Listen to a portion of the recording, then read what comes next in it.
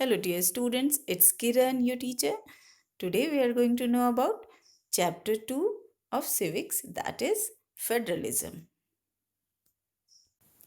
Dear इस video में मैं आपको ऑलमोस्ट 9 क्वेश्चंस देने वाली हूँ जो कि ऑलमोस्ट अलग अलग टॉपिक से मैंने लिया है और आप देख रहे होगे कि मैंने यहाँ पर पेज नंबर भी डाला है और इस पेज नंबर को डालने का मेरा मोटिव ये है कि आप एक बार उस पेज पे जाकर चेक भी करो।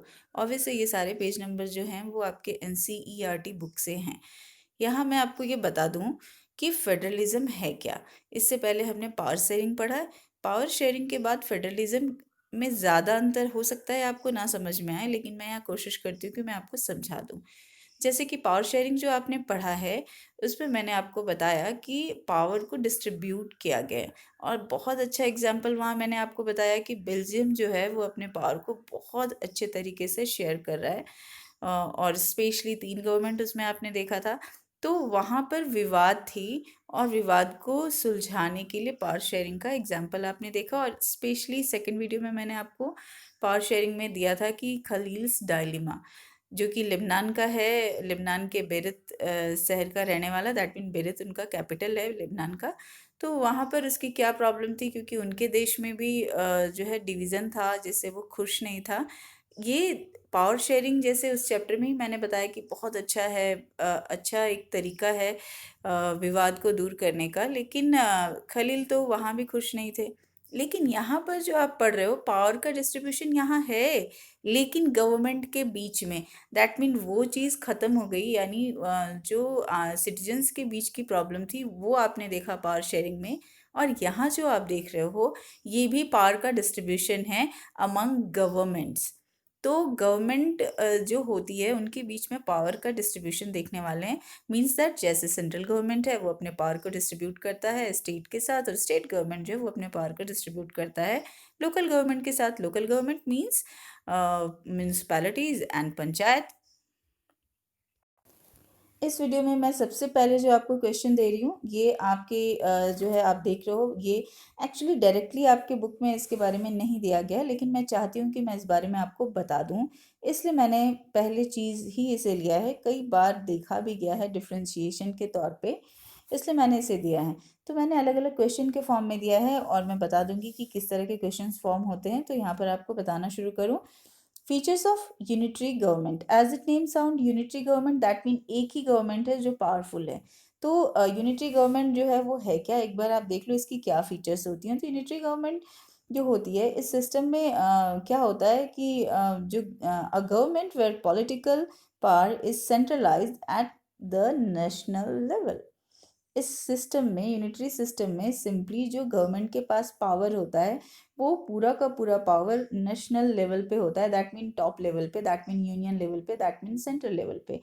तो उनके भी उनके यहाँ पावर का डिस्ट्रीब्यूशन नहीं होता, जैसे मैंने अभी बताया ना कि सेंट्रल और सेंट्रल अपने पावर को डिस्ट्रीब्यूट स्टेट के साथ और स्टेट अपने पावर को लोकल गवर्नमेंट के साथ शेयर करता है। तो ऐसी चीज़ यूनिटरी में नहीं होती। अब नेक्स्ट है यूनिटरी फीचर्स जो होता है वो constitution make a centralised government. संविधान ही, यानी जहाँ यूनिटरी सिस्टम चलेगा वहाँ के संविधान में ही ये मेंशन होता है कि किस तरह की गवर्नमेंट वो चलाना चाहते हैं। दैट मीन सारा पावर जो है वो सिर्फ सेंटर के हाथ में दिया होता है, जबकि हमारे संविधान ने ही बिल्कुल पावर को डिस्ट्रीब्यूट किया है डिफरेंट लिस्ट बनाकर। उसके बारे में आगे बात करेंगे। और यूनिटरी सिस्टम का नेक्स्ट चीज़ मैं आपको बता दूं, ये यूनिटरी सिस्टम सिंपली गवर्न किया जाता है constitutionally as a single unit.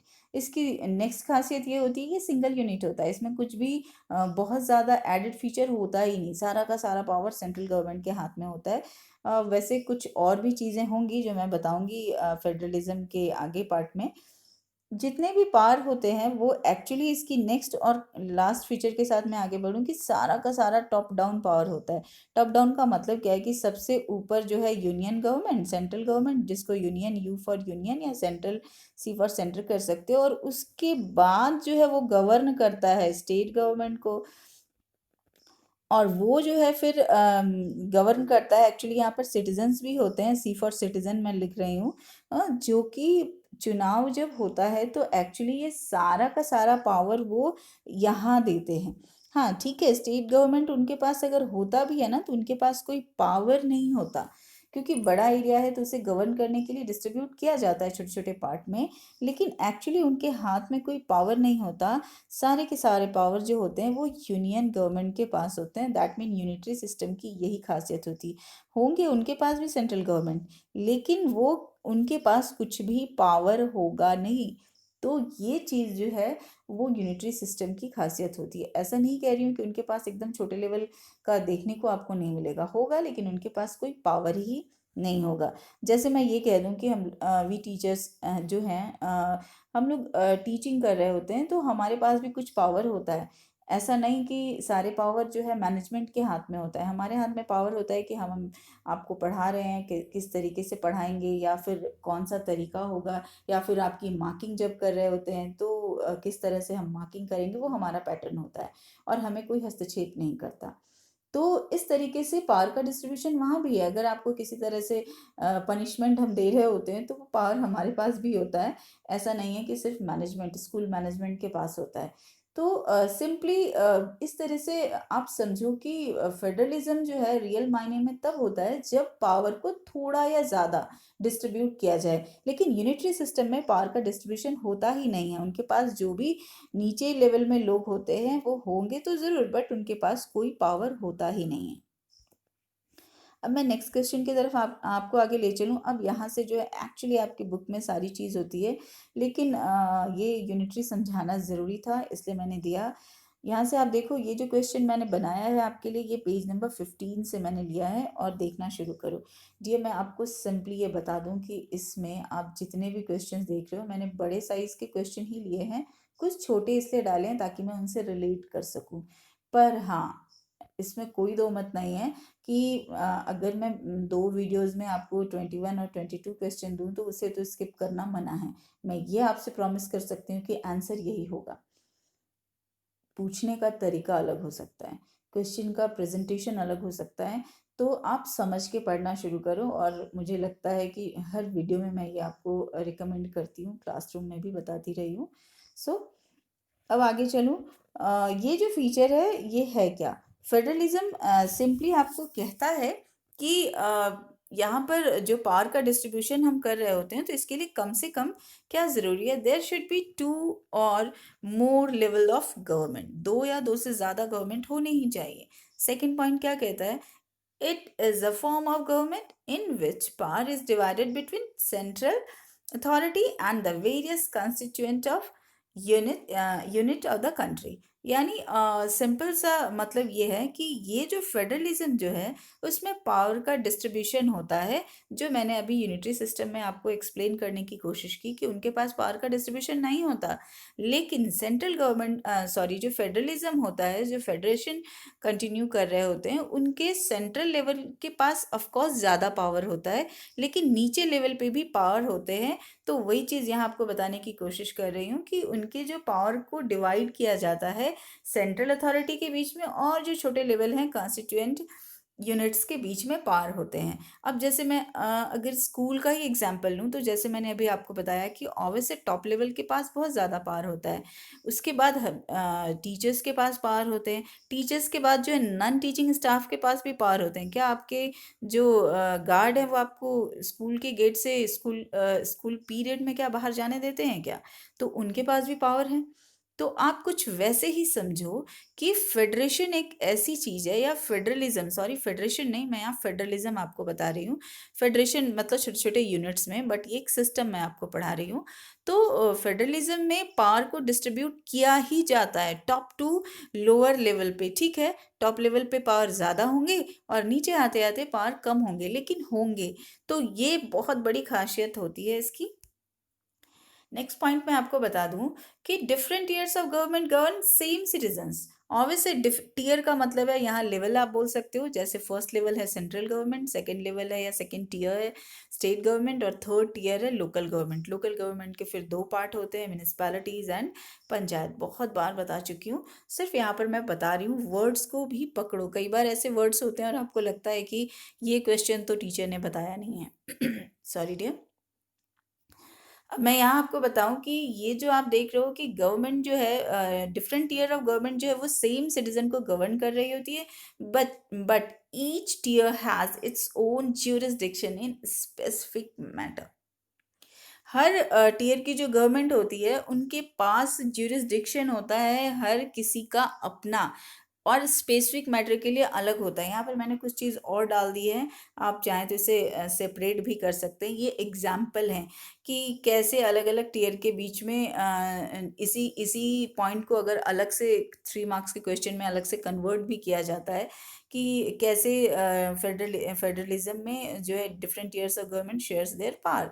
तो आप बता सकते हो कि हर गवर्नमेंट के पास, डिफरेंट टीयर के गवर्नमेंट के पास उनका अपना एक जो है जुरिस्डिक्शन होता है, और जुरिस्डिक्शन में स्पेसिफिक मैटर्स पे काम किए जाते हैं, जजमेंट दिया जाता है। यहाँ पर स्पेसिफिक मैटर्स ऑफ जुरिस्डिक्शन से मेरा मतलब है कि आपने ये तो सुना ही है ना कि सबसे टॉप लेवल पे सुप्रीम कोर्ट है, उसके बाद हाई कोर्ट है, और स्टेट लेवल पे, डिस्ट्रिक्ट लेवल पे जो आप देखते हो ना कि जिसमें क्रिमिनल कोर्ट और इस तरह की चीज़ों को आपको जूनियर में क्या होता है, तो वहाँ पे आपने देखा है कि हर जगह, हर डिस्ट्रिक्ट में एक छोटे लेवल का कोर्ट है, और वहाँ पे जो है सिविल कोर्ट और इस तरह की चीज़ का जो वर्णन आपको मिलता है, क्रिमिनल कोर्ट, सिविल कोर्ट, तो वो किस लिए है कि स्पेसिफिक मैटर्स पे वहाँ जजमेंट हो।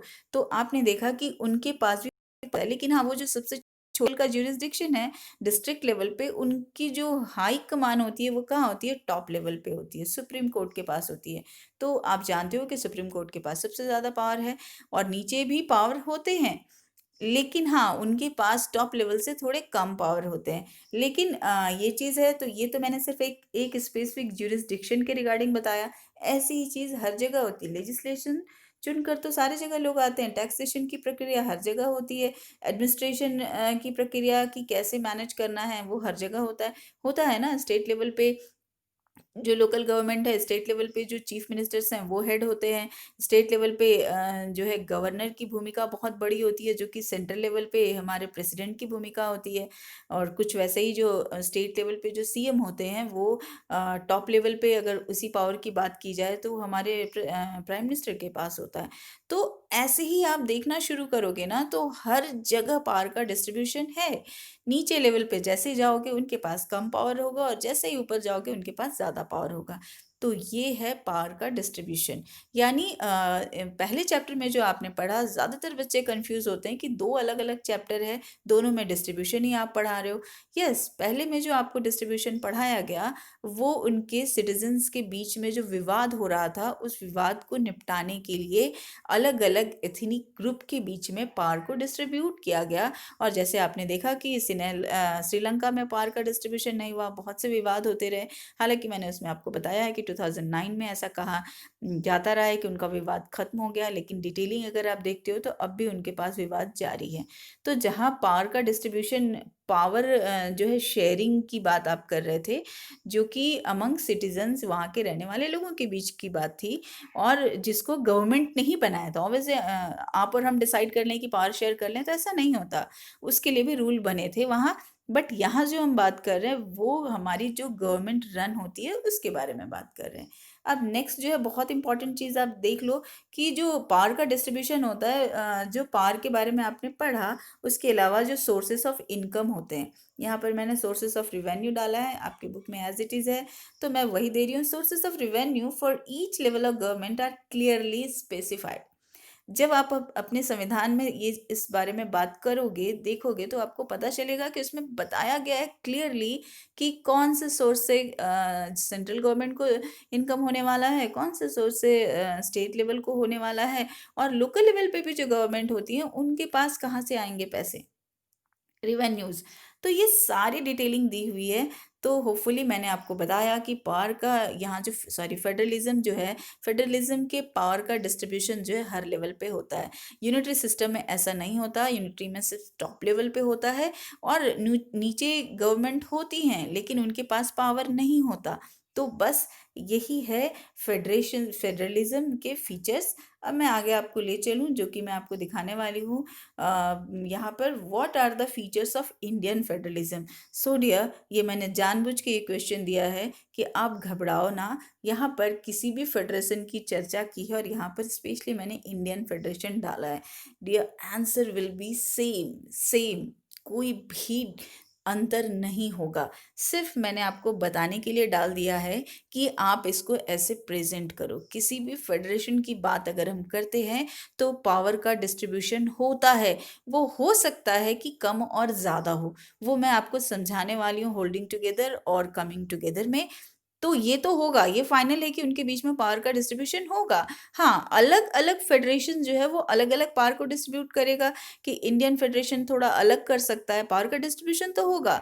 दूसरी जो गवर्नमेंट होगी, हो सकता है उसमें थोड़ा सा पावर का थोड़ा सा अंतर करके वो डिस्ट्रीब्यूट करें, क्योंकि ये तो अपने ऊपर अपनी कंट्री के मैटर के ऊपर डिपेंड करता है। लेकिन हाँ, जो फाइनल उसकी खूबसूरती है फेडरलिज्म की, उनके बीच में पावर को डिस्ट्रीब्यूट किया जाता है। तो आप ये सोच रहे होगे कि ये क्वेश्चन फिर आपने क्यों दिया, सो दैट कि आप कंफ्यूज ना हो। ऑफ कोर्स मैंने इसे भी टाइप कर लिया सो दैट कि मैं आपको दिखा पाऊँ कि सेम चीज़ है। अब आप देखना, यहाँ पर मैंने सिर्फ इंडियन फेडरलिज्म डाल दिया है, ठीक है। अब आप देखो कि इंडियन फेडरलिज्म को मैं क्या दे रही हूँ, तो ऑब्वियस है वही चीज़ है। ये भी चीज़ एक्चुअली आपके पेज नंबर 15 से ही मैंने दिया है। देर आर टू और मोर लेवल ऑफ गवर्नमेंट। ऑब्वियस है, जब पावर को डिस्ट्रीब्यूट कर रहे होंगे तो पहली खासियत तो हो गई ना कि कम से कम दो गवर्नमेंट तो हो, जैसे सेंट्रल हो और स्टेट हो। लोकल में फिर हम देख रहे हैं कि हमारे यहाँ पंचायती राज सिस्टम 92 के बाद शुरू हो गया ऑफिशियली। पहले भी पंचायत बनते थे लेकिन ऑफिशियल नहीं था, ऐसे रेगुलर उसमें इलेक्शंस जैसी चीज़ नहीं होती थी। तो उसके बारे में बात करेंगे। तो आप देख लो, पहली चीज़ तो होगी कि कम से कम दो चीज़ होगा, तभी तो पावर को डिस्ट्रीब्यूट कर रहे होंगे। दो से ज़्यादा भी हो सकता है, पर दो से कम किसी सूरत पे नहीं होगा। अब नेक्स्ट पॉइंट अगर मैं आपको बताऊं, different years of government govern the same citizens. बस मैंने सिर्फ उसके टर्म्स को थोड़ा चेंज कर दिया है, सो दैट कि कहीं आप इस तरह के आंसर देखते हो तो आप कंफ्यूज ना हो जाओ कि इंडियन फेडरेशंस और नॉर्मल फेडरलिज्म में क्या डिफरेंस है। कोई डिफरेंस नहीं है, सिर्फ एक ही डिफरेंस अगर मैं आपको बता दूं कि इट वेरीज। फेडरलिज्म जो है वो वेरीज करता है कंट्री टू कंट्री, ठीक है। कि हमारे देश में हो सकता है अलग किस्म के फेडरलिज्म को चलाया जा रहा हो, हम अलग प्रोसेस से जा रहे हो, कोई और कंट्री अलग तरीके से जा रहा हो, लेकिन अंतर कुछ नहीं होता। क्योंकि होता है ना कि भाई मुझे एक रोटी खानी है तो मैं किसी वेजिटेबल्स के लेने साथ लेना पसंद करूं, किसी फ्रूट्स के साथ खाना पसंद करूं, किसी स्वीट के साथ खाना पसंद करूं, दैट डिपेंड्स अपॉन मी। लेकिन खाना तो है, इसे हम क्या कह रहे हैं, खाना ही कह रहे हैं, अकेली रोटी खाना नहीं कह रहे हैं, रोटी के साथ कुछ और चीज़ खाना हो सकता है। तो इस तरीके से कुछ आप समझो। सिर्फ मैंने क्या बताया कि केवल एक डिफरेंस हो सकता है, दैट इज़ कि फेडरलिज्म जो है वो वेरी कर सकता है कंट्री टू कंट्री। उनके जो पावर के डिस्ट्रीब्यूशन का तरीका जो है वो वेरी कर सकता है, बट फेडरलिज्म अगर है तो पावर को डिस्ट्रीब्यूट किया ही जा रहा है। अब नेक्स्ट में देख लो, वही सेम चीज़ है, सिर्फ मैंने वे ऑफ प्रेजेंटेशन अलग किया है। मैं तो आपको ये कहूँगी कि ज़रूरी नहीं है कि आप इन दोनों क्वेश्चन को लिखो। मैं सिर्फ समझाने के लिए ये दे रही हूँ, क्योंकि वे ऑफ प्रेजेंट, हाँ ये हो सकता है कि एक क्वेश्चन के टर्म्स थोड़े से आपको टफ लगें, दूसरे के थोड़े से ईजी लगें, तो ये आपके लिए बस हो सकता है। अब मैं आपको यहाँ बता दूं कि नेक्स्ट क्या है। ईस्ट ईयर का जो है अपना एक जुरिस्डिक्शन होता है, जो मैंने अभी आपको बताया ही कि हर टीयर का एक अपना जुरिस्डिक्शन होता है, जिसके लिए मैं बता चुकी हूँ कि Supreme Court, high court and then जो है डिस्ट्रिक्ट लेवल के कोर्ट्स होते हैं। वही सेम चीज़, specific matters of legislation, taxations and administrations, यानी हर जगह टैक्स आपको दिया जाता है, स्टेट लेवल पे, सेंट्रल लेवल पे, उनकी आमदनी के सोर्सेस अलग होते हैं। अब यहाँ लास्ट में मैंने बस थोड़ा सा डाल दिया है कि exact balance of power between the central and state. Actually यही है फेडरेशन का मतलब। इससे भी क्वेश्चन बनते हैं कि कैसे जो है फेडरलिज्म है वो एग्जैक्ट बैलेंस ऑफ पावर है बिटवीन स्टेट एंड सेंटर के बीच में। ऑफ कोर्स, तो जैसे ये क्वेश्चन अगर आप देखते हो किसी टर्म के साथ और वाई लगा दिया जाता है तो ये सारे आंसर होंगे। क्यों? क्योंकि ये पावर को डिस्ट्रीब्यूट करता है, क्योंकि ये जो है अपनी चीज़ों को अलग अलग तरीके से डिस्ट्रीब्यूट करता है। अब मैंने यहाँ ब्रैकेट में क्या डाला है वो एक बार चेक कर लो आप, but varies from one federation to another federation. तो हर फेडरेशंस में अलग अलग होता है। अब जैसे मैं यहाँ ऐसे क्वेश्चन एक फॉर्म कर दूँ आपको कि बताइए कैसे, हाउ, जैसे पहले तो एक सेंटेंस आप ले लो कि how you are going to explain exact balance of power between central and state is a example of federalism. कैसे फेडरलिज्म का ये एग्जाम्पल आपको प्रस्तुत करता है कि भाई पावर का इसमें एग्जैक्ट डिवीजन होता है पावर का। तो इसे बताने के लिए आपको मैं नीचे देने वाली हूँ यही क्वेश्चन, इसीलिए मैंने ये क्वेश्चन आपको यहाँ पुट कर दिया था कि ये हाँ फेडरलिज्म में पावर का डिस्ट्रीब्यूशन होता है, वो वेरी कर सकता है अलग अलग कंट्री पे। और जैसे यहाँ दो मेन रूट बताए गए हैं, रास्ते बताए गए हैं कि फेडरलिज्म कैसे डिस्ट्रीब्यूट होता है, that is holding together federation and coming together federation. और डियर मैं आपको बता दूं, इस क्वेश्चन को छोड़ना मना है, एग्जैक्टली मना है, बिल्कुल इस क्वेश्चन को आप स्किप नहीं कर सकते किसी कीमत पर। ये क्वेश्चन और इससे पहले चैप्टर में जो मैंने आपको दिया है, that is horizontal distribution of power and vertical distribution of power, right. अगर आपने वो वीडियो देखा है तो आपको पता होगा, वैसे मैं लिंक दे दूंगी नीचे उन वीडियोस के भी। तो आपको मैं यहाँ दिखा दूँ कि ये क्वेश्चन आप नहीं छोड़ सकते किसी कीमत पर, मैं आपको यही सलाह दूंगी। अब आगे चले कि ये है क्या। तो ये जो है डिस्टिंग्विश बिटवीन, तो इसे देख रहे हो आप कि इसे मैंने क्वेश्चन को और में भी डाला है, और भी कई तरीके से क्वेश्चन जनरेट किए जा सकते हैं, लेकिन अभी मैं सिर्फ दो ही तरीका आपको यहाँ दे रही हूँ। अब आप अपनी कोशिश शुरू करो। आप देख रहे हो दो क्वेश्चन मैंने बनाया है। पहला तो मैंने सिंपली कर दिया कि distinguish between coming together and holding together, और ये देख रहे हो पेज नंबर 19 पे आपको ये मिल जाएगा, जहाँ से मैंने आपको ये दिया है। और आप ये देखोगे तो वर्ड लेटर में वहाँ लिखा हुआ है, जिसको मैंने क्वेश्चन में कन्वर्ट किया है। और नेक्स्ट क्वेश्चन देखो, mention the different routes for the formation of any federation. अब यहाँ पर कहीं भी ये वाला टर्म आपको नहीं दिख रहा है तो आप घबराना मत, क्योंकि यही दो वो रास्ते ही हैं जिसके द्वारा आप फेडरलिज्म को कंटिन्यू कर रहे हो। तो अब हम चले आगे और यहाँ पर देख लें कि होल्डिंग टुगेदर फेडरेशन है क्या। पहले तो आप समझ लो holding together and coming together है क्या। पहले मैं एक डायग्रामेटिक प्रेजेंटेशन थोड़ा सा दे दूं, और वो क्या है, जैसे कि कमिंग टुगेदर यानी और होल्डिंग टुगेदर। होल्ड का मतलब क्या होता है कि अब जैसे ये है सेंट्रल गवर्नमेंट, ये बीच में मैंने आपको सेंट्रल गवर्नमेंट बताया, और मैं बता रही हूँ होल्डिंग टुगेदर का। और अब मैं एरो जैसा बना रही हूँ नीचे के तरफ, ठीक है। और नीचे की तरफ एरो जहां जहां बना रही हूँ वो सब समझ लो स्टेट गवर्नमेंट है, ठीक है। यानी ये बीच वाला जो है वही सबसे पावरफुल है, और अपने हुक्स डाले हुए हैं किनको पकड़ने के लिए, तो स्टेट्स को और यूनियन टेरिटरीज को पकड़ने के लिए। और वैसे यहाँ पर मोबाइल का स्क्रीन छोटा होता है तो मैं इसमें छोटे ही बना रही हूँ, उतने सारे स्टेट्स को नहीं दिखा रही हूँ।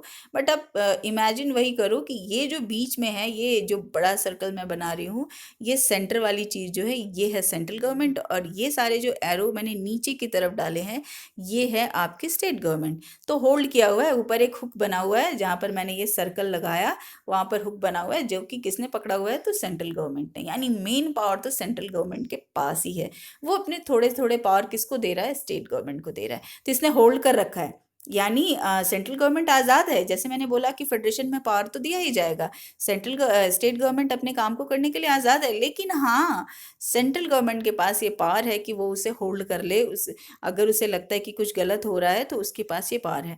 तो हमारे देश में तो हम होल्डिंग टुगेदर फेडरेशन को कंटिन्यू करते हैं। और यहीं पर मैं बता दूं कमिंग टुगेदर फेडरेशन में भी कि क्या है, और इसके कुछ एग्जांपल्स भी मैंने दिए हैं, बट मैं यहाँ पर आपको बता दूं, इसे थोड़ा क्लियर करती हूँ और फिर मैं अब बता देती हूँ किसके लिए। पहले पढ़ाने से पहले ही बता देती हूँ कि अच्छा, मैं पहले होल्डिंग टुगेदर ये है आपका, पहले एग्जाम्पल सुन लो कि उसमें क्या फ़र्क होगा। तो अब जैसे यहाँ पर मैं बता रही हूँ, उसमें मैंने एरो नीचे डाला था, अब यहाँ पर क्या है, ये वाले चीज़ें, ठीक है, ये स्टेट मैं दिखा रही हूँ, ये डिफरेंट स्टेट मैंने आपको दिखा दिया, यहाँ पर मैंने 6 स्टेट्स ऐसे दिखा दिए। तो यहाँ पर क्या है, अब एरो का निशान मैं ऊपर डाल रही हूँ, ठीक है, आप ध्यान देना, वहाँ मैंने नीचे डाला था, और ये मैंने एरो का निशान ऊपर डाल दिया, और बीच में ये है सेंट्रल गवर्नमेंट, ठीक है। तो जो कमिंग टुगेदर फेडरेशन होता है ना, हर स्टेट को पावर दिया गया है, और इंडिविजुअल पावर एक तरह से उनके पास है, वो अपने पावर के मालिक हैं, उन्हें क्या करना है अपने उस स्टेट के लिए वो उनके पास होता है। लेकिन वो फिर भी मिलते हैं, मिलकर कहाँ आते हैं, तो सेंट्रल गवर्नमेंट के पास आते हैं, ताकि वो पावर को कंटिन्यू कर सकें, ताकि वो अपनी पावर को बढ़ा सकें, क्योंकि एक जगह जब मिल गए तो उनकी पावर क्या हो गई, बढ़ गई। तो इस तरीके से कमिंग टुगेदर, दैट मीन आओ मिलजुल कर काम करें।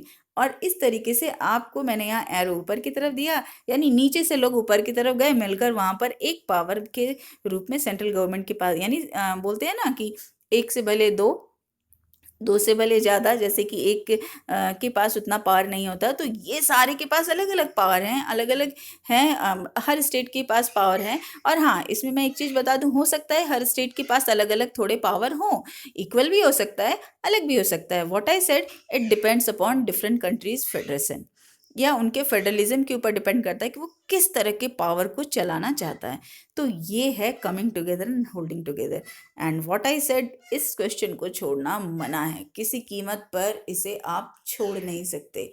और मैं यहाँ से शुरू करूँ, होपफुली आप समझ गए क्यों नहीं छोड़ सकते, और नहीं समझे तो मैं नहीं बताने वाली हूँ। आगे हम चले। When a large country divides it's power between the constituent states, जब एक बड़ा कंट्री अपने पावर को अपने स्टेट्स के बीच में डिवाइड करता है, and the national government is known as a holding together federation, यानी अपने जो उसके स्टेट्स हैं और जो नेशनल गवर्नमेंट है, that mean national government, that mean central government, central government और स्टेट गवर्नमेंट के बीच में पावर को जो शेयर किया जाता है वही है होल्डिंग टुगेदर। वैसे नीचे भी कमिंग टुगेदर वही है, लेकिन आगे फ्यूचर में जो डिफरेंस होगा वो मैं आपको बता दूं। Central government tends to be more powerful, जैसे मैंने बोला कि सेंट्रल गवर्नमेंट मोर पावरफुल होगा। इसमें क्यों मोर पावरफुल होगा? क्योंकि मैंने आपको यहाँ क्या दिखाया कि बीच में ये सेंट्रल गवर्नमेंट और एरो मैं नीचे ले जाकर ले रही थी कि मेन पावर तो इन्हीं के पास है, इसने ही दिया है किसको? अपने स्टेट्स को पावर। ठीक है, तो इसमें जो होल्ड करना, यानी सारे पावर का एक मजबूत हुक है जिसने होल्ड कर रखा है सारे पावर के सारे घोड़ों की लगाम को। ठीक है, तो वो क्या है? होल्ड करना, उसने होल्ड कर रखा है। तो जो हमारे यहाँ है, सेंट्रल गवर्नमेंट के पास ज़्यादा पावर है, हम देखेंगे कैसे और लिस्ट के through. Very often the different constituent units have unequal power. हो सकता है कि डिफरेंट कंस्टिट्यूएंट यूनिट का मतलब यहाँ मैं स्टेट के बारे में बात कर रही हूँ। ठीक है, वर्ड मैंने सिर्फ डाला है सो दैट आपके दिमाग में ये वर्ड भी रहे। कंस्टिट्यूएंट यूनिट्स का मतलब भी यहाँ मैं बता रही हूँ, कॉन्स्टिट्यूशन के मुताबिक जो यूनिट डिवाइड किए गए हैं, दैट इज स्टेट्स। तो वेरी ऑफन, प्राय हो सकता है, वेरी ऑफन का मतलब है प्राय ऐसा हो सकता है कि अलग अलग कंस्टिट्यूंट स्टेट के पास अनइक्वल पावर हो। जैसे हमारे यहाँ था ना, जम्मू कश्मीर के पास अलग पावर, अरुणाचल के पास भी थोड़ा अलग पार है, तो जम्मू कश्मीर के पार को हटाया गया ना, जो है धारा हटाकर। तो अब मैं एक्चुअली उसे यहाँ डाल नहीं रही हूँ, सिर्फ समझाने के लिए मैंने बता दिया। उसका यहाँ पर कोई डायरेक्ट आपके बुक में भी ये चीज़ नहीं है, वो एक रिसेंट घटना है, इसलिए मैंने आपको बता दिया। अब नेक्स्ट है, some units are guaranteed special power.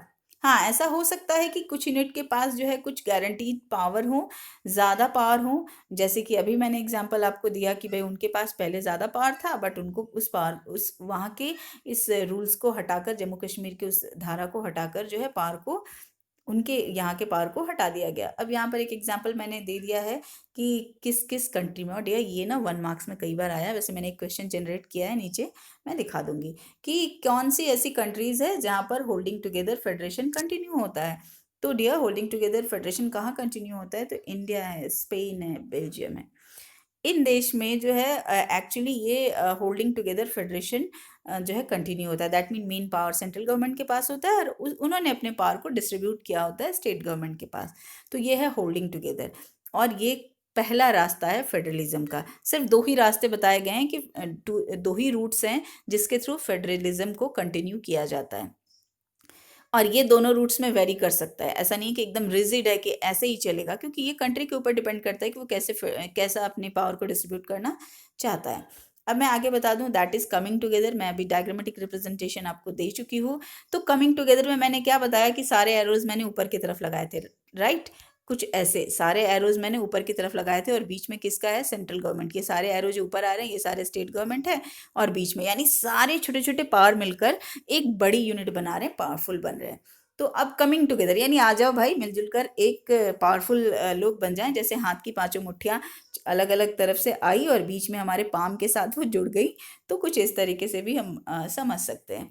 तो यहाँ पर मैं क्या बता रही हूँ आपको कि when an independent states come on, जब इसमें क्या होता है, जब जो इंडिपेंडेंट स्टेट्स है, दैट मीन जिनको पावर दिया गया है, their own to form a bigger unit, जब वो सारे लोग आते हैं एक बड़ी यूनिट बनाने, जो मैंने एरो बनाकर अभी आपको दिखाया, so that by pulling in their sovereignty they can increase their security, वो अपनी सिक्योरिटी को बढ़ाते हैं। हालांकि हर कोई आज़ाद है अपनी स्टेट के लिए रूल बनाने के लिए, हमारे यहाँ रूल्स के प्रावधान दिए गए हैं, लेकिन आपने अगर यूनिट्स को पढ़ा है, लिस्ट को पढ़ा है, तो उसमें ज़्यादा पावर जो है वो किसको दिया जाता है?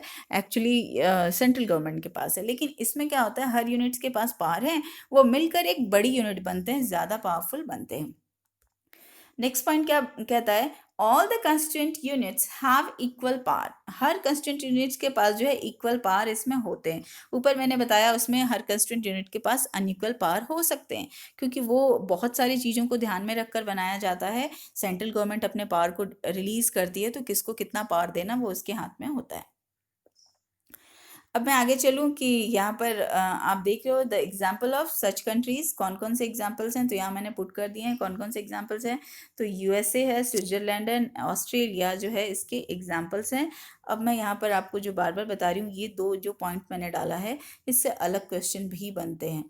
अब मैं आपको बता दूं, इस पर थोड़ा सा आप काम करोगे, स्ट्रेस डालोगे, और ये वाले क्वेश्चन को आप देखो।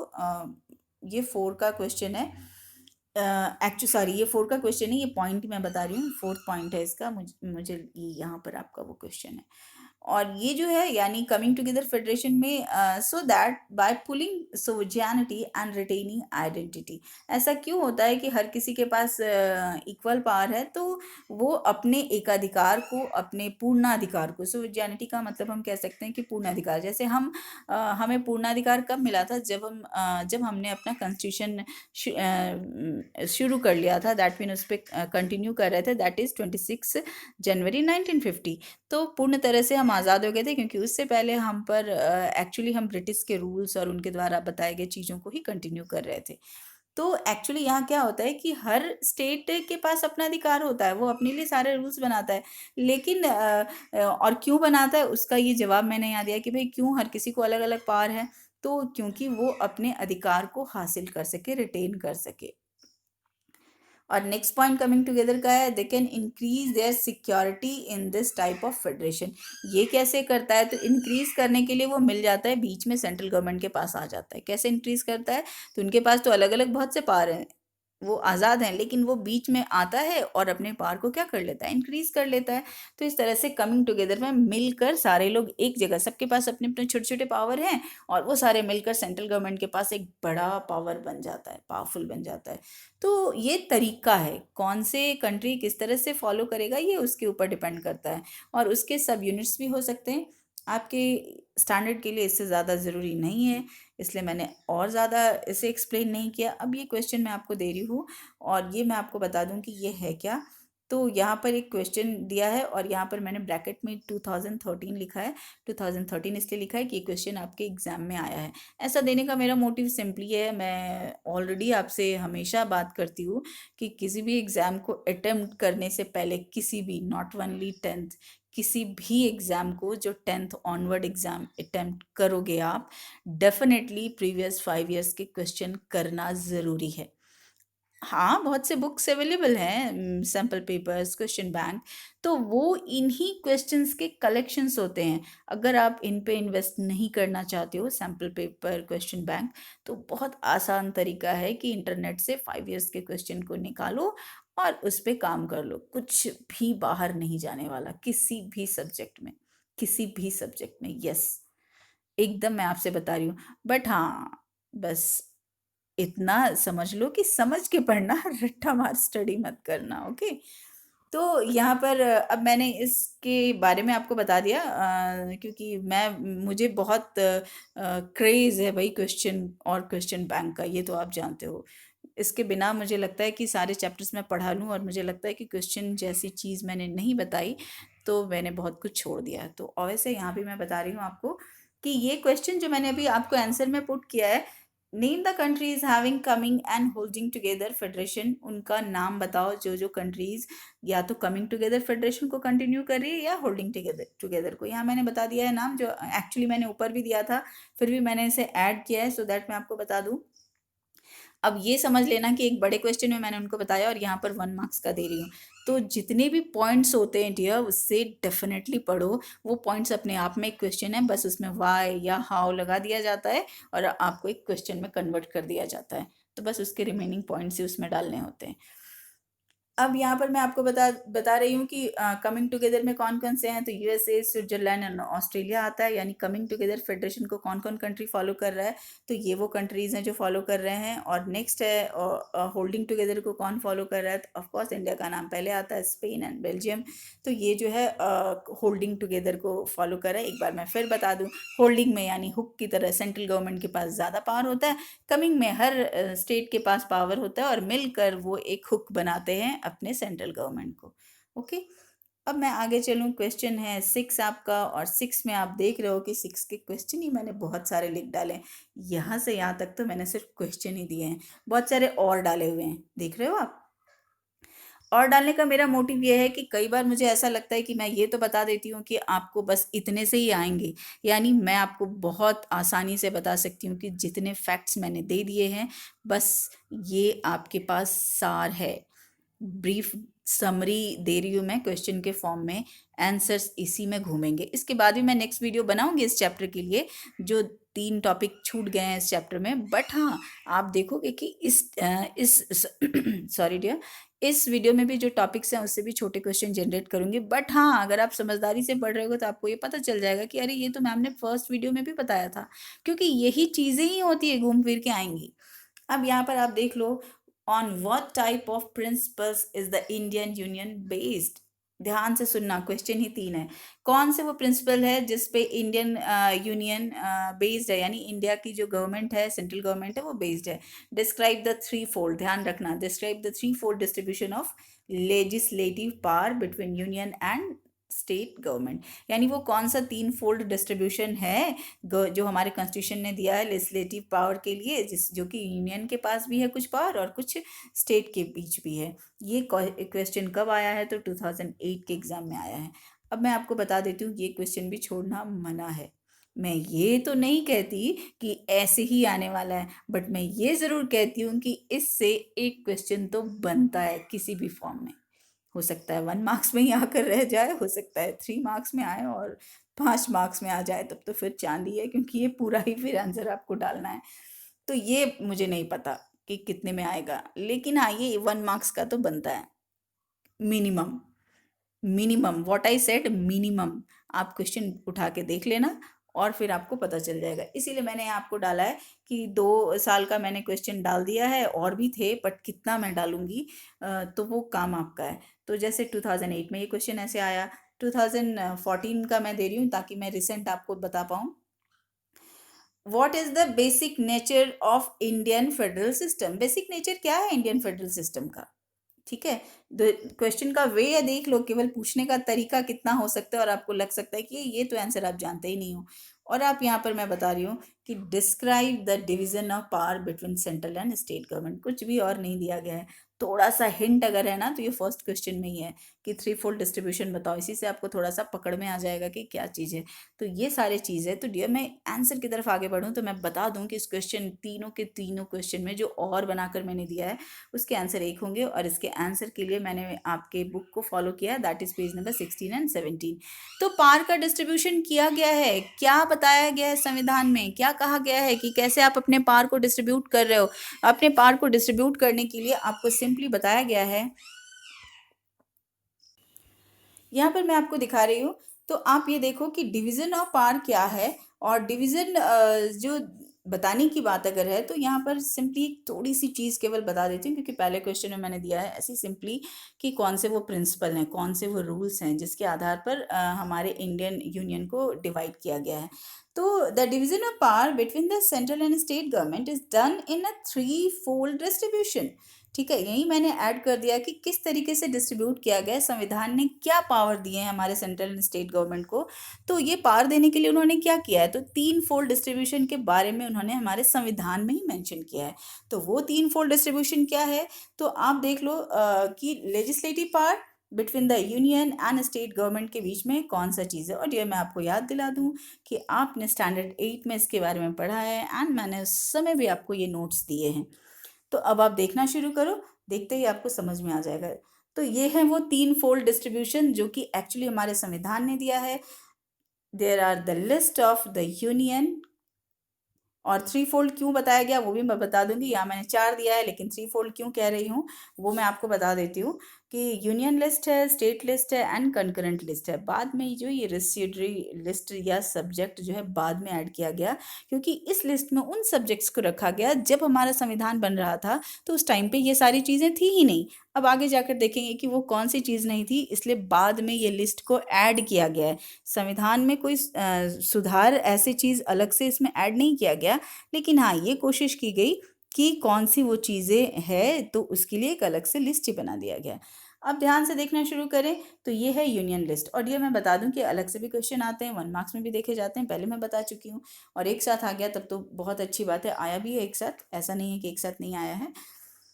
तो यूनियन लिस्ट है क्या, मैं तो कहूँगी कि 5 मार्क्स में आ जाए तो बहुत ही अच्छी बात है, पर ये मेरे कहने से तो नहीं आने वाला है।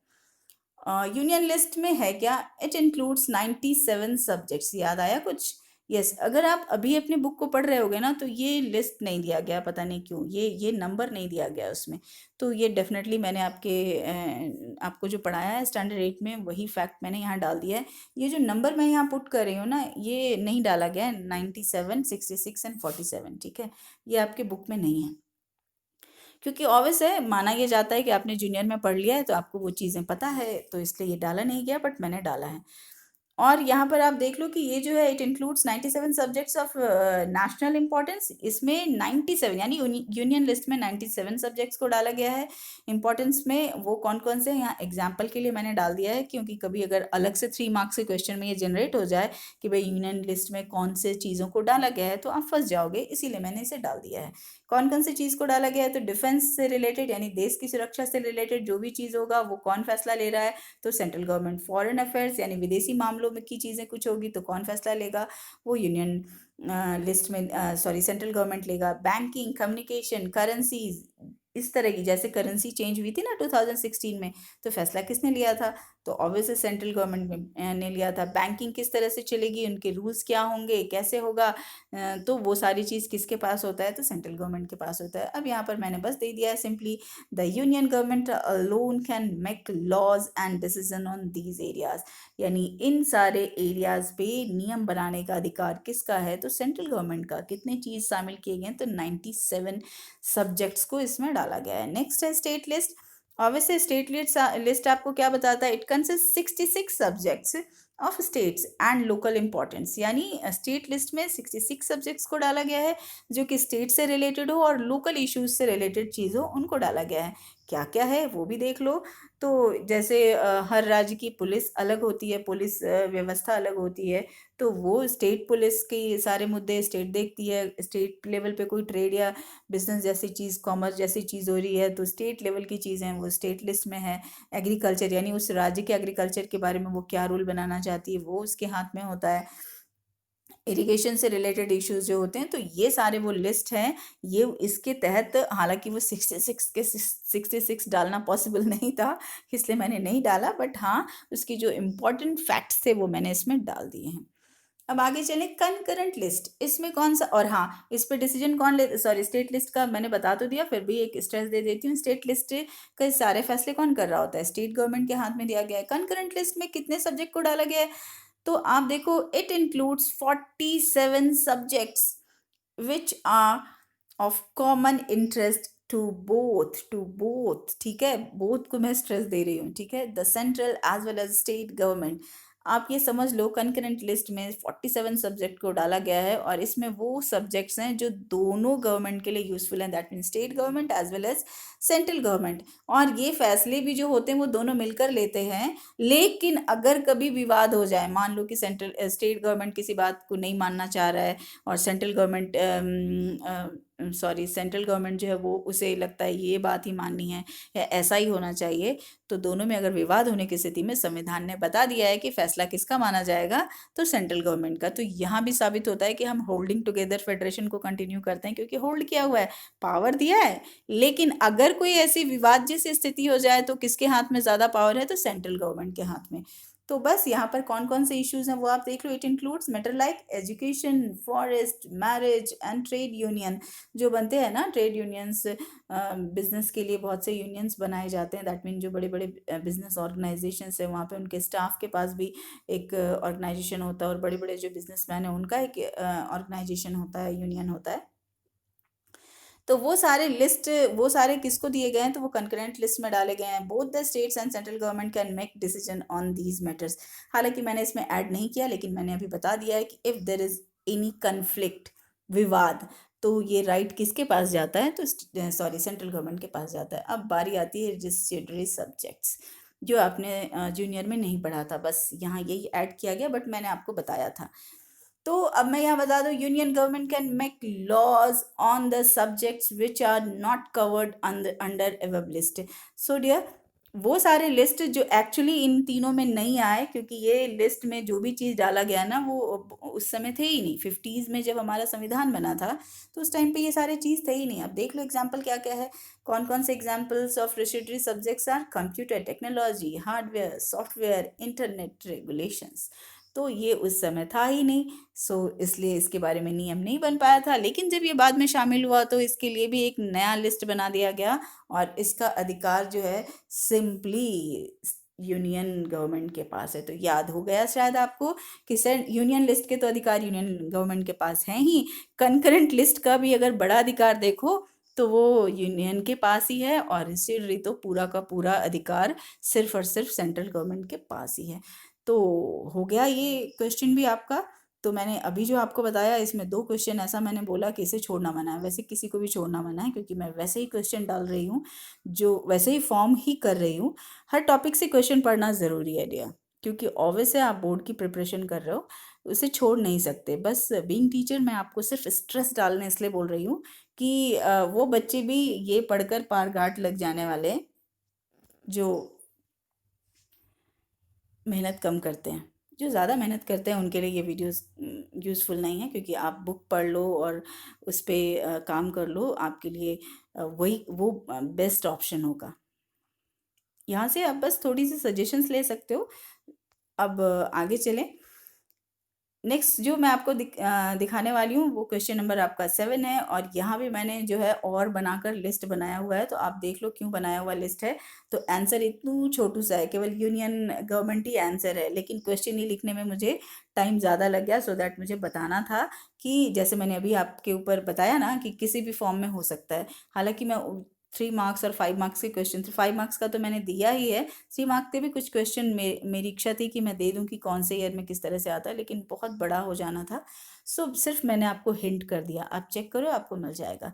अब यहाँ देखो, ये 1 मार्क्स के लिए मैंने दिया है आपको, in India's federal system which level of government has the power to legislate on residuary subject. किस गवर्नमेंट के पास पावर है रेसिड्यूरी सब्जेक्ट का? तो आंसर तो मैंने अभी आपको बता दिया, यूनियन है। ये कब आया है? 2013 में। इसी को और करके मैंने दिया है, जो एग्जाम में आया 2016 में। आप देखो, which level of government in India legislates on the residuary subjects. तो ऑब्वियस है आंसर सिर्फ union level of government in India legislates on the residuary subjects, यानी कौन सी गवर्नमेंट को ये पावर है जो कि रेसिड्यूरी सब्जेक्ट्स पे अधिकार अपना दे सके। तो ये पावर सिर्फ और सिर्फ यूनियन गवर्नमेंट के पास है। वैसे ही सारे लिस्ट के लिए मुझे देना था, लेकिन अब मैं ये इमेजिन करती हूँ कि अब आप इतने बड़े हो, इतना बताने के बाद अंदाजा आपको पड़ गया होगा कि किस तरह से आपको पढ़ना है। अब आगे मैं लेके चलूँ आपको, differentiate between local government before and after 1992। ये मैंने क्वेश्चन आपको लिया है पेज नंबर 24 से, जो कि डिसेंट्रलाइजेशन का क्वेश्चन है। हालांकि डिसेंट्रलाइजेशन को मैंने बहुत बड़े लेवल पे इस वीडियो में नहीं बताया है, जो मैं नेक्स्ट में बताऊंगी। लेकिन हाँ, ये मैंने थोड़ा सा अजीब सा क्वेश्चन बना दिया है, क्योंकि मुझे ऐसा लगता है यही बताना ज़रूरी था। क्यों बनाया है मैंने? तो क्वेश्चन का मतलब आपको समझ में आ गया है कि कौन सा वो, हालांकि ये मैंने आपको जो पेज 24 में लिया है, तो आप वहाँ देखोगे कि गवर्नमेंट ने इस टाइम पे 1992 में बहुत से चेंजेस किए थे। तो उसे मैंने बस इस फॉर्म में जनरेट किया है कि क्या अंतर है, डिफ्रेंशिएट कीजिए एक ही में। ध्यान से सुनना, local government before and after 1992, यानी लोकल गवर्नमेंट कैसा था 1992 से पहले, और लोकल गवर्नमेंट कैसा था 1992 के बाद। क्योंकि 1992 में ही वो संविधान में चेंजेस आए, अमेंडमेंट आए, तो उसके बाद क्या था। तो आप देखो आंसर यहाँ मैं दे रही हूँ आपको। तो लोकल गवर्नमेंट बिफोर, यानी पहले कैसा था, तो लोकल गवर्नमेंट दैट मीन्स वही पंचायत राज के बारे में, इसमें बहुत ज़्यादा चेंजेस आए थे, तो पंचायत के बारे में ही बता रही हूँ। इलेक्शन वॉज नॉट मैंडेटरी, यानी 1992 से पहले जो लोकल गवर्नमेंट जो पंचायत था, उसमें इलेक्शन ज़रूरी नहीं था, मैंडेटरी नहीं था। सेकंड है, elections were not held regularly, elections जो था वो भी रेगुलर नहीं होता था। और उसके बाद है there was no provision for reservation of seats for women, और इसमें कोई प्रोविजन नहीं था कि महिलाओं को सीट मिलेगी। इनफैक्ट अगर 92 के पहले आप देखने जाओ तो कोई महिला ही नहीं होती थी पंचायत में, जो भी होते थे वो पुरुष ही होते थे। तो 90 ये एक्चुअली 92 से पहले की बात थी, 92 से पहले ऐसा होता था। पर 92 के बाद जो है लोग यहाँ पर बहुत सारे चीज़ होने लगे, वो मैं बताऊँ यहाँ पर लास्ट में ही बता दें। Elections were controlled by government. Actually मुझे यहाँ इसे देना था, जो नीचे मैं आ जाती हूँ लेके। लोकल गवर्नमेंट जो था आफ्टर 92 के बाद कैसा था, तो आप देख लो, इसमें इलेक्शन मैंडेटरी कर दिया गया, उसमें मैंडेटरी नहीं था, इसमें मैंडेटरी हो गया। Election is mandatory, local governments have got some power of their own, और लोकल गवर्नमेंट के पास भी पावर आ गया, क्योंकि अभी मैंने आपको फेडरलिज्म पढ़ाया ना कि भाई स्टेट गवर्नमेंट ही अपने पावर को रिड्यूस करता है और देता है किसको, लोकल गवर्नमेंट को। तो इस तरह से अब जो है पंचायत के पास भी थोड़े पावर आ गए हैं। और उसके बाद आप देखो नेक्स्ट है elections are held regularly. Election जो है अब रेगुलर होते हैं, एक नियम से होता है। और प्रोविजन मेड फॉर 1/3 रिजर्वेशन, और साथ साथ ये रिजर्वेशन का नियम भी बना दिया गया है कि अब जो है लोकल गवर्नमेंट के चुनाव में 1/3 जो है सीट किसके लिए रिजर्व होगा, फीमेल के लिए रिजर्व होगा। एंड फोर्थ पॉइंट कहता है आपको an independent state election commission. और डियर यहीं पर ये चीज़ आप देख लो, इसके लिए मैंने कोई अलग से क्वेश्चन तो नहीं बनाया, बट मैं स्ट्रेस डाल रही हूँ आपको यहाँ पे कि यही वो वक्त था जब एक स्टेट इलेक्शन कमीशन बनाया गया, ताकि जो हर राज्य में एक स्टेट इलेक्शन कमीशन बना, जो लोकल लेवल पे जो ये चुनाव होते हैं ना, उसकी देखरेख कर रहा होता है। दैट मीन लोकल लेवल पे ये पंचायती राज का चुनाव, म्यूनिसिपल कॉर्पोरेशन का चुनाव, तो वो कौन देखता है, तो स्टेट इलेक्शन कमीशन। पहले नहीं था, दैट मीन 92 के बाद, 92 के बाद क्या 92 में ही इसका गठन के का प्रावधान आया, और इस यानी हर राज्य में स्टेट इलेक्शन कमीशन आया। यानी 92 से पहले ये भी नहीं था। तो ये बड़ा बदलाव है कि पहले एक ही इलेक्शन कमीशन हुआ करता था जो कि नेशनल लेवल के होते थे, लेकिन 92 के बाद ये ऐड किया गया। तो 1 मार्क्स के लिए इसे भी ध्यान रखना है।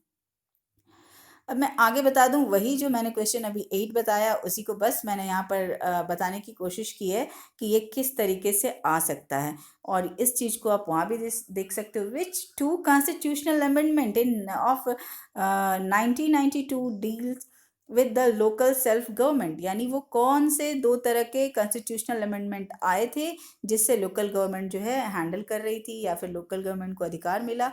ये भी मैंने पेज 24 से ही उठाया है। तो ये दो जो है ये ज़रूरी है। कई बार बड़ी बड़ी चीज़ें आप याद कर लेते हो, छोटी चीज़ में प्रॉब्लम होती है, तो उससे भी मैंने डालना ज़रूरी समझा। That is 73rd and 74th constitutional amendment. 2 बार मैंने अमेंडमेंट्स डाल दिया है। ऐसा हो ही नहीं सकता कि मैं टाइपिंग करूं और कुछ मिस्टेक ना करूं। और यहाँ पर आप देख रहे हो कि 73rd and 74th constitutional amendments of 1992 deals with the local self government in rural and urban areas, यानी रूरल और अर्बन एरियाज में जो चेंजेस आए थे उसे बदलने के लिए 2 संविधान में संशोधन भी किए गए थे, तभी शामिल किया गया पंचायती राज के चुनाव को, स्टेट इलेक्शन कमीशन को। तो एक्चुअली ये 2 संविधान में अमेंडमेंट संशोधन किए गए थे। एनीवेज डियर, इस वीडियो में इससे ज़्यादा मैं नहीं बढ़ाने वाली हूँ। आप देख रहे हो यहाँ 3 टॉपिक है जो मैंने इस वीडियो में नहीं लिया है। हालांकि जो डिसेंट्रलाइजेशन से इशू है वो मैंने एक ये 1992 के इश्यूज़ को लेकर ले लिया है, लेकिन उस पर भी बात करना ज़रूरी है। और जो टॉपिक पढ़ा चुकी हूँ उससे रिलेटेड 1 मार्क्स के कुछ क्वेश्चन या 3 मार्क्स के कुछ क्वेश्चन नेक्स्ट वीडियो में लेने की कोशिश करती हूँ। होपफुली आप पढ़ रहे होगे, और उम्मीद है कि कॉन्सेंट्रेटली पढ़ रहे होगे। एनीवेज डियर, इस वीडियो में इससे ज़्यादा और नहीं, और take care, have a nice day, bye.